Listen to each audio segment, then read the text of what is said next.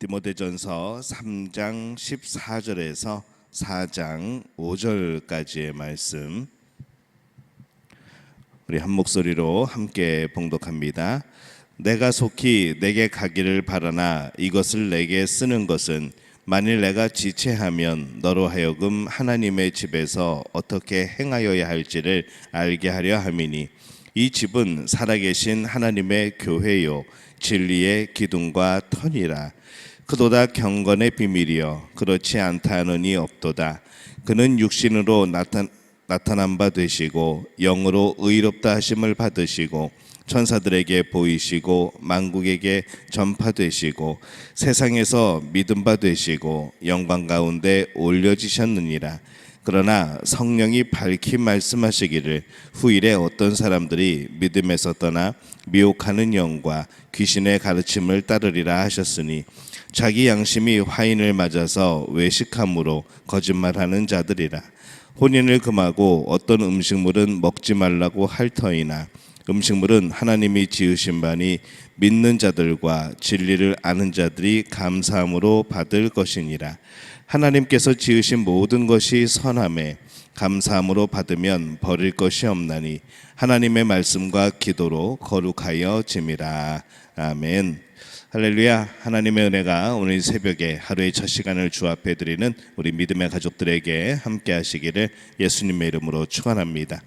오늘 말씀은 이 교회의 본질에 대한 말씀을 우리에게 주시고 있습니다.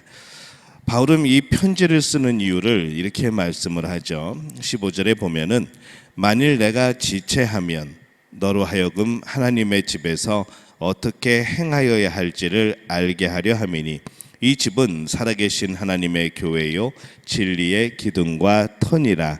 이렇게 말씀을 합니다. 이 바울이 에베소 교회에 늦게 가는 경우를 대비하여서 이 디모데가 하나님의 집에서 어떻게 행하여야 할지를 알게 하려고 그렇게 썼다라고 그렇게 지금 말씀을 합니다. 이 집은 살아계신 하나님의 교회라 말하고 있습니다.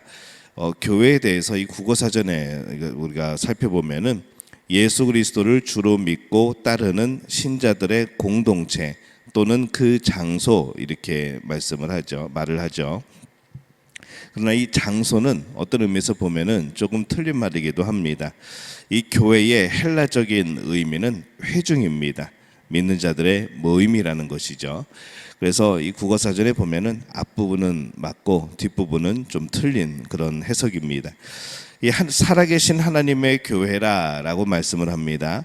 이론적 하나님이 아니라 살아계신 하나님께서 함께 하시는 곳, 임재하시는 곳이 교회입니다. 자신들이 만든 종교는 그들의 뜻대로 결정하고 그들의 뜻대로 신을 모시게 되죠. 그러나 이 살아계신 하나님이 임재하시는 교회는 하나님께서 주신 법이 있습니다. 하나님이 살아계셔서 임재하시는 데에 하나님의 법을 지키지 않으면 안 되겠죠. 또 교회는 진리의 기둥과 터라고 그렇게 말씀을 합니다. 교회는 진리를 떠받치는 기둥입니다. 교회는 교회의 주인 되신 하나님께서 말씀하신 것을 굳건하게 지켜서 이 진리가 무너지지 않게 해야 됩니다. 그래서 진리를 바르게 가르치고 전해야 하죠. 이 교회가 진리에 관심을 가지지 않고 엉뚱한 것에 관심을 가지게 되면은 이 교회가 온전히 그 역할을 하지 못하는 겁니다. 그래서 이 교회의 최우선 관심은 늘 진리여야 합니다. 진리의 터라고 말씀을 하죠. 이 단어는 이 방파제라고 번역을 해도 괜찮습니다. 교회는 세상의 거짓에 대해서 말씀을 지키는 이 방파제 역할을 합니다. 세상에서 아무리 좋은 것이라고 하여도 만약 그것이 말씀에 어긋난 것이라면 그것에 대항하여야 하는 것이죠. 그 파도를 이겨내야 되는 겁니다. 세상은 늘 파도처럼 진리를 무너뜨리려고 우리에게 도전해 올 겁니다. 그러한 파도에 맞서서 교회는 끝까지 진리를 지켜내는 그러한 곳이어야 합니다. 이 교회가 지켜야 하는 중요한 진리가 과연 뭡니까? 오늘 말씀에 보면은 이렇게 강조를 하죠. 16절에 크도다 경건의 비밀이여 그렇지 않다 하느니 없도다. 그는 육신으로 나타난 바 되시고 영으로 의롭다 하심을 받으시고 천사들에게 보이시고 만국에서 전파되시고 세상에서 믿음 바 되시고 영광 가운데서 올려지셨느니라. 이렇게 말씀을 합니다. 이 크도다 경건의 비밀이여. 이 경건의 비밀은 복음입니다. 이전에는 사람들이 몰랐기 때문에 비밀이었습니다. 주님이 오심으로 이 복음이 밝히 보여져서 놀라운 일이 되어진 것이죠. 하지만 우리에게는 이 비밀이 아닌 게 되어진 겁니다. 모르는 이들에게는 비밀이요, 또 아는 이들에게는 이미 비밀이 아닌 것이죠. 이것에 대하여서 6가지 내용이 계속 반복되어서 나오고 있습니다. 이 복음의 내용들인 거죠. 비밀의 내용입니다. 이 핵심이 되는 앞에 3가지 정도만 우리가 살펴보면은, 그는 육신으로 나타난 바 되시고, 하나님의 아들이 육신이 되시고, 말씀이 육신이 되시고, 또 십자가에 못 박혀 죽으신 것이 얼마나 놀라운 일입니까? 또 우리는 그 복음을 믿고 살아갑니다. 영으로 의롭다 하심을 받으시고, 이 주님이 부활하심으로 그분의 모든 일들이 진리라는 것이 또 증명되는 것이죠. 이 부활보다 더 확실한 증거는 없습니다. 천사들에게 보이시고, 이 주님이 하늘에 오르셔서 그분의 영광된 모습을 밝히 드러냅니다. 하늘에서 모든 만물을 다스리시죠. 또 이것 또한 얼마나 놀라운 일이고 또 복음입니까? 이 놀라운 이러한 비밀들이 드러났다는 겁니다. 우리가 알아야 될 비밀이고, 그것을 알 때 우리는 당연히 경건의 길, 또 이 진리의 길을 걸어가게 되는 겁니다. 그러한 참된 진리를 놓고 우리가 대체 무엇을 가르치겠습니까? 그래서 교회는 진리를 가르치는 곳입니다.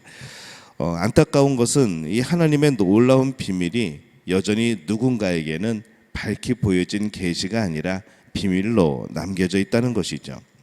그들은 이 놀라운 복음을 깨닫지 못하고 복음 밖에 살아가는 사람들입니다. 교회의 복음을 알지 못하는 사람들이 있음이 어쩔 때는 놀랍기도 하고 또 의아하기도 한 거죠. 그러나 그것에 대해서 이미 성경은 이렇게 말씀을 합니다. 4장 1절에 보면은, 그러나 성령이 밝히 말씀하시기를 후일에 어떤 사람들이 믿음에서 떠나 미혹하는 영과 귀신의 가르침을 따르리라 하셨으니, 이렇게 말씀을 합니다. 미혹하는 영이 있다고 하죠. 미혹하는 영이 그 복음을 깨닫지 못하도록, 이 말씀을 깨닫지 못하도록 그렇게 우리를 미혹한다고 그렇게 말씀을 합니다.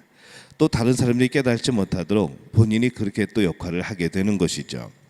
2절에 보면은, 자기 양심이 화인을 맞아서 외식함으로 거짓말하는 자들이라, 이렇게 말씀을 합니다. 그들은 겉으로는 참 열심이고 경건하게 보일 수 있지만은, 그러나 사실은 복음을 모르는 사람일 뿐입니다. 외적인 형식을 갖춘 그런 특징이죠. 모르면서 아는 것처럼 해야 되고, 열심히 하지 않지만 열심히 하는 것처럼 해야 되고, 안 믿지만은 믿는 것처럼 해야 되고, 이 전부 다 외식적인 모습입니다. 당시 대표적인 2 종류의 거짓된 가르침에 대해서 말씀을 합니다. 어떤 이들이 이렇게 말했던 것 같습니다. 3절에 보면은, 혼인을 금하고 어떤 음식물은 먹지 말라고 할 터이나 음식물은 하나님이 지으신 바니 믿는 자들과 진리를 아는 자들이 감사함으로 받을 것이니라, 이렇게 말씀을 합니다. 혼인을 금하는 것, 음식물을 가리는 것, 누가 이것을 가르치면서 이것을 경건이라고, 또 이것을 아주 하나님이 기뻐하시는 일이라고 그렇게 가르쳤던 것 같습니다. 그들은 복음으로 구원을 얻게 되는 것을 모르게 되다 보니까 엉뚱한 다른 것을 가지고, 이런 것을 가지고 구원에 이르려고 했다는 것이죠.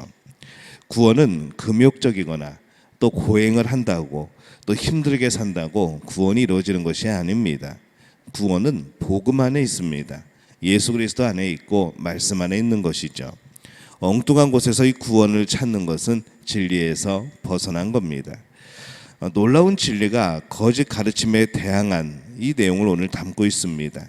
5절에 보면은, 하나님의 말씀과 기도로 거룩하여짐이라, 이렇게 말씀을 합니다. 거짓 가르침에 대항하기 위하여서 이 말씀과 기도가 강조가 되는 것이죠. 무엇이든지 우리는 말씀으로 분별을 해야 됩니다.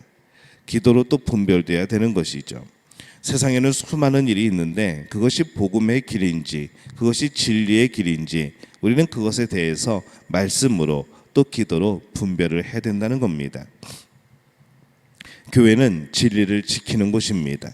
하나님을 믿는, 하나님을 신뢰하는 그런 공동체이기 때문에 하나님께서 주신 그것을 지키는 것, 하나님이 주신 진리를 지키는 것이 당연하게 되는 것이죠.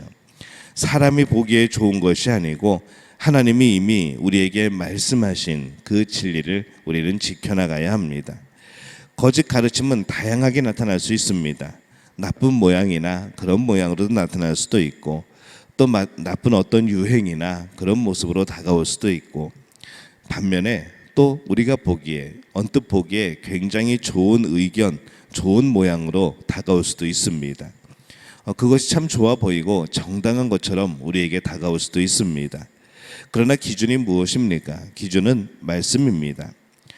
기준은 기도라는 것이죠. 하나님께서 말씀하신 것에 비추어 봐야 합니다. 우리가 인간들이 보기에 옳고 좋고 나쁜 것이 아니라 말씀에 비추어서 옳으면 옳은 것이라는 것이죠. 그래서 우리가 늘 말씀과 기도로 우리의 삶을, 우리의 모든 것들을 돌아볼 필요가 있습니다.